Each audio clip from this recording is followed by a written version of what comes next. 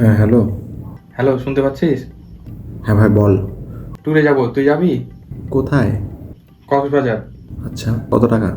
বেশি না রে, 20,000-এর মতো।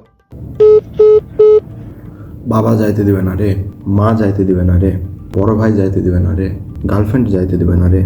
আচ্ছা শোন, আমার পুরো বংশে এই ট্যুরের প্রথাটা চালু নেই রে। আমি কিভাবে যাব বল? তোরাই যা, সমস্যা নেই, তোরা যা। আচ্ছা যা, সমস্যা আছে, প্রবলেম আছে, বাসায় ক্রাইসিস চলছে রে, যেতে পারবো না, পিরিয়ড চলছে। আচ্ছা যা।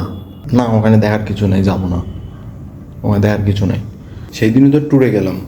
ওইটা তো মাঠে হেলিকপ্টার দেখতে গেছিলাম। তো ওটা কি ট্যুর না বেটা? 3 দিন ট্যুর কিছু হলো বেটা? 7 দিনের ট্যুর। না না না, নিম্নে 1 মাসের ট্যুর প্ল্যান করে আমাকে বলবে। এগুলো ছোটো মোটো ট্যুরে আমি যাব না, তোরাই যা। শোন, ট্যুরে যাব কিন্তু কিছু শর্ত আছে। ইয়াসির গেলে আমি ট্যুরে যাব না, নাইম গেলে আমি ট্যুরে যাব না, রুফ গেলে আমি ট্যুরে যাব না, সাফ কথা। তুই গেলেও আমি ট্যুরে যাব না, আমি গেলেও আমি ট্যুরে যাব না। আমি ট্যুরে যেতাম রে, কিন্তু আমার বিচে নামার জন্য কোনো প্যান্ট নেই, জামা কাপড়, হাত মোজা, পা মোজা, মাফলার, এগুলো বস্ত্র কিছুই নেই। তো আমি যেতে পারবো না রে। আমার সামনে পরীক্ষা, আমি কিভাবে যাবো বল? আমার তো যাওয়ার খুব ইচ্ছা ছিল, কিন্তু আমি তো যেতে পারবো না। তোর তো এক্সাম কিছুদিন আগেই শেষ হলো। আরে বিসিএস পরীক্ষা, 4 বছর পর, মা বাবার স্বপ্ন বুঝিস না, কীভাবে যাবো বল?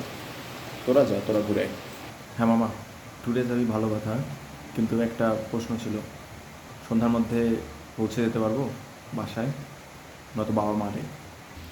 মামা, আমার টাকা পয়সা নাই রে, খুব গরিব। তোর টাকা আমরা দিয়ে দেবো, তাও তুই চল। হ্যাঁ মামা, বাস কয়টায়?